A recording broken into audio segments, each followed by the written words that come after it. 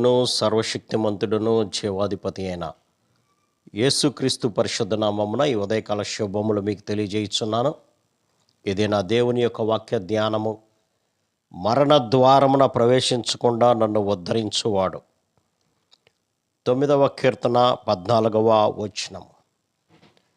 మరణము అనేటువంటి ద్వారము గుండా నేను ప్రవేశించకుండా నన్ను ఉద్ధరించేటువంటి వాడు అన్నాడు. ఎవరు ఈయనంటే ప్రభు అయినటువంటి యేసుక్రీస్తు. ఈ మరణము ఎక్కడి నుంచి వచ్చినది అని గనక ఆలోచన చేసినట్లయితే, ఆనాడు ఏదెను వనంలో దేవుడు ఏ పండైతే తినవద్దని ఆజ్ఞ ఇచ్చాడో, దేవుని యొక్క మాటకు అవిధేయుడై ఆదాము అవ్వలు కలిసి ఆ పండుని తినుట ద్వారా మానవుని యొక్క జీవితంలోనికి పాపము అనేది ప్రవేశించింది. ఎప్పుడైతే పాపము ప్రవేశించినదో పాపం వల్ల వచ్చేటువంటి ఫలితమే ఈ యొక్క మరణము ప్రియులారా.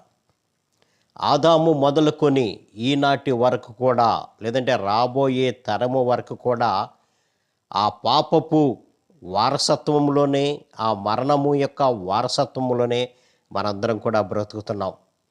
ప్రతి ఒక్కడు కూడా మరణము అనేటువంటి ద్వారము యొద్ద నిలబడి ఉన్నాడు. మరి ఆ మరణ ద్వారము గుండా వెళ్ళకుండా ఉండాలి అనంటే, మరణము మనల్ని ఏలుబడి చేయకుండా ఉండాలంటే, ఆ మరణమును తప్పించగలిగినటువంటి వారు కావాలి. ఆ మరణ ద్వారము గుండా మనలను ప్రవేశించకుండా చెయ్యాలంటే, ఆ మరణాన్ని నశింపచేసినటువంటి ఒకరు కావాలి ప్రియులారా. ఆ ఒక్కరే ప్రభు అయినటువంటి యేసుక్రీస్తు.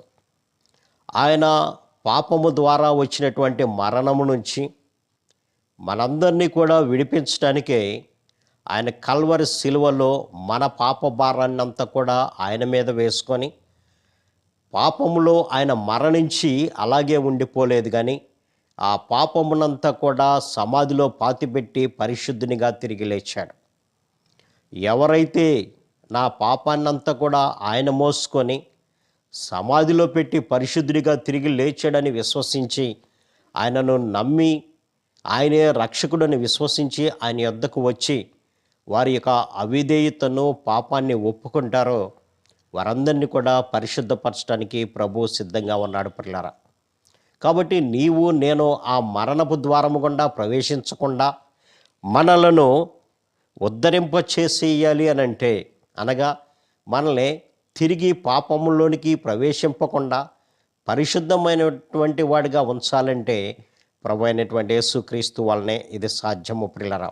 అందుకని ఇక్కడ భక్తుడు చెప్తున్నటువంటి మాట, మరణ ద్వారము గుండా ప్రవేశించకుండా నన్ను ఉద్ధరించువాడా, నన్ను లేవనెత్తువాడా అని అంటున్నాడు. అవును, యేసుక్రీస్తు మాత్రమే ఆ యొక్క కార్యాన్ని చేయగలుగుతాడు.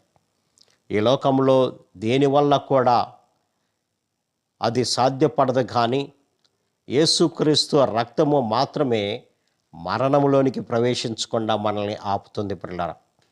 ఎవరైతే ఆయన యందు విశ్వాసం ఉంచుతాడో వాడు మరణములోనికి వెళ్ళడు, కానీ మరణాన్ని దాటి జీవములోనికి వెళ్ళాడు అని యోహాను భక్తుడు తన యొక్క సువార్తలో వ్రాస్తున్నాడు. కాబట్టి ఈ వాక్య ధ్యానం ద్వారా ప్రభు మనందరికీ బయలుపరుస్తున్నటువంటి మాట ఏంటంటే, నీవు నిత్యము నరకమైనటువంటి స్థితిలో ఉండకుండా ఉండాలంటే, నిత్యము వేదన భరితమైనటువంటి స్థితిలో నువ్వు వెళ్ళకుండా ఉండాలంటే, ఈ లోకంలో ఉండగానే మరణాన్ని జయించినటువంటి యేసు వైపు గనక నీవు కన్నులెత్తి చూచి ఆయన చెంత చేరినప్పుడు మరణాన్ని కొట్టివేసి జీవాన్ని నీకు ఇవ్వడానికి ప్రభు ఈ లోకానికి వచ్చాడు.